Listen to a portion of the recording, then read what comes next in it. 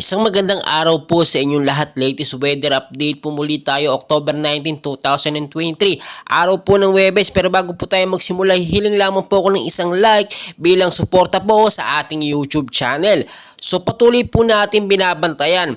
Eto nga pong si Typhoon na Sanba, which is nasa bandang southern Vietnam at southern China po siya. Makikita nyo po sa ating pinaka-live radar, no?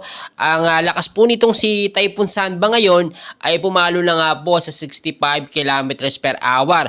So bakit po natin kailangan bantayan ito? Yung extension po ng lakas nitong si Bagyong Sanba or Typhoon Sanba ay naapektuhan po ang ilang bahagi natin ng bansang Pilipinas or kahit malayo siya or nasa labas ng PAR, apektado po ilang bahagi ng Pilipinas, Luzon, Visayas at Mindanao. Makikita nyo, pa-northwestward po ang kilos niyan sa bilis nga po na 15 kilometers per hour at wala naman talagang direkta or malakas na epekto po sa ating bansa. Pero tinitignan po natin dyan, no, yung hangin po na nagsisirculate sa kanya, posibleng makaapekto or magbigay ng maliit na impact lamang sa ating bansang Pilipinas. Lalo na po ngayon, apektado rin ang bansang Pilipinas natin, no, na tinatawag po natin na North Wind Flow Easterlies po na siya nakakaapekto sa ilang bahagi po ng Luzon, Visayas at Mindanao. Makikita nyo yung lakas po ng hangin nitong si Typhoon Sanba, which is nasa 65 kilometers per hour.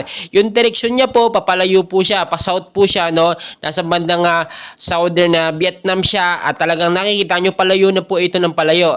At habang tumatagal, lumalakas po ito, nagkakaroon ito ng paunti-unting epekto nga po sa ating bansang Pilipinas. At kung mapapansin nyo, yung extension nga nitong typhoon na to ay tumatama sa atin, kaya madalas po tayo nakakaranas ng pag-uulan, especially po sa hapon at minsan inaabot pa nga po ito sa gabi. So marami po siguro sa inyo nakapansin na yung pag-uulan po ngayon at yung hangin ay medyo malamig.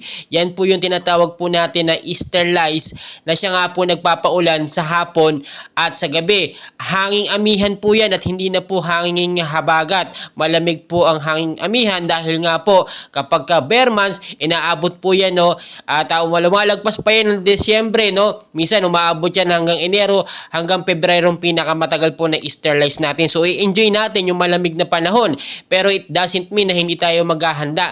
Kahit wala pong sama ng panahon ngayon na nakapasok or nagpapaulan sa ating bansang Pilipinas, apektado naman tayo ng mga localized thunderstorm. Minsan may mga rainfall shower din tayo na binabantayan dahil sa mga localized thunderstorm sa loob ng bansang Pilipinas. So maging I am ready tayo sa bawat posibilidad, and please pakishare po ito sa ating mga loved ones, sa ating mga kilala para aware sila sa ating binabantayan mga sama ng panahon.